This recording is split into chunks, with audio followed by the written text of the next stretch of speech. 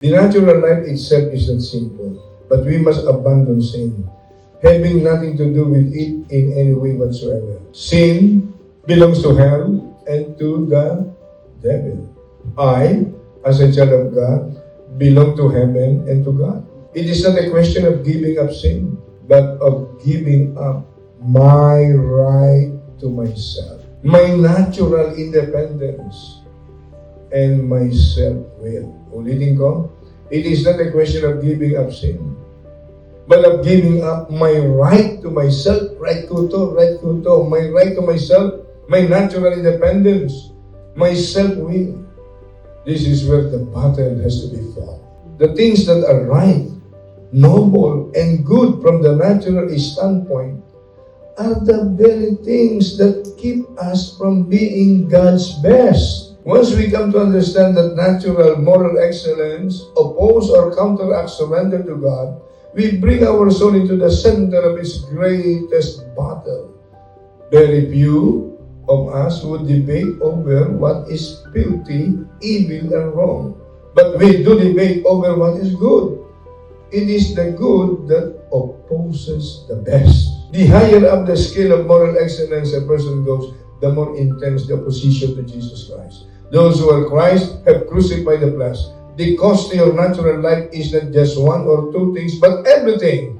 Jesus said, if anyone desires to come after me, let him deny himself. Itong price ng discipleship. Matthew 16:24. If anyone desires to come after me, let him deny himself.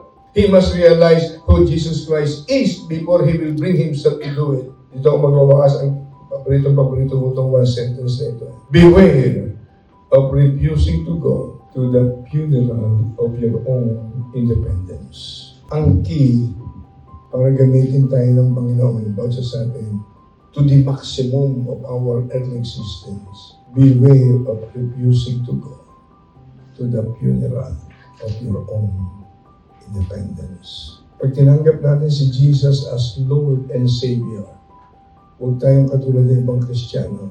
Madaling tanggapin si Jesus as Savior, as Healer, as Deliverer, as Provider. Madaling tanggapin. Pero pag tinanggap natin si Jesus as Lord, bukang bibig lang yung iba. Lord Jesus, I receive you as my Lord and my Savior. Lord as my Healer, Deliverer, Provider, finance, supplier, etc., etc. Yung Lord na pakataas. No? Pag talaga, maraming Kristiyano, bukang bibigyan, Lord, I receive you as my Lord. Pero sa buhay niya, araw-araw, hindi na ipapakita na Lord niya si Jesus. Bakit? Ang hirap nun eh. Ang number one kalaban natin, si apology. Kaya kung gusto mong marating yung summa cum laude standard ng Panginoon sa calling, bababa ka dun sa personal seat mo, seat of power, bababa ka. Para makaupo si Jesus. Kasi yun lang ang paraan eh. Yung ginawa ni John the Baptist sa John chapter 3 verse 30, sabi ng mga followers niya, Boss, John the Baptist, yung binautismo mo sa Jordan River, yung Jesus na yun, siya ng superstar. Siya lang pinapuntahan ng mga tao. Hindi na ikaw, boss. Ano ang sabi ng Bible? Para praising, lumundag si John the Baptist, Praise the Lord! I succeeded! He must increase and I must decrease. Hindi natin pwedeng patunayan sa Diyos na si ating Lord kapag hindi natin nasupil yung ating personal desire na tayo ma-exalt. Kaya if you want to be the greatest in the kingdom of God, sabi ni Jesus, you must be the least of all the servants. Huwag tayong magtaka pagdating ng judgment seat of Christ, mas maraming corona, yung maraming mga janitor sa church, yung mga ordinary nag-serve sa Panginoon na hindi kailangan ng palakpak ng tao.